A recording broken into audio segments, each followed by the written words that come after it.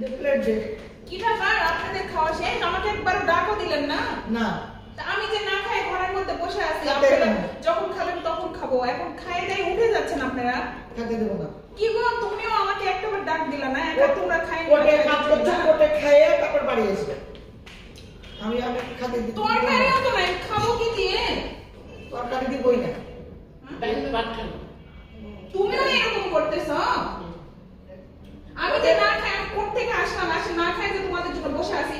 আমি একটু খালি ঘরের মধ্যে গেছি, একটু এই শুধুকে খাই দেয় সে। ও ডাল আছে, ডাল আর বই ভাজি। একটা মাছও রাখিনি, কিরকম অবস্থা? আমি কি খালি ডাল আর ভাজি দিয়ে খাবো? হ্যাঁ, ও ডাল আর ভাজি খেতে হবে, মাছ খাওয়া লাগবে না। ভাজি দে।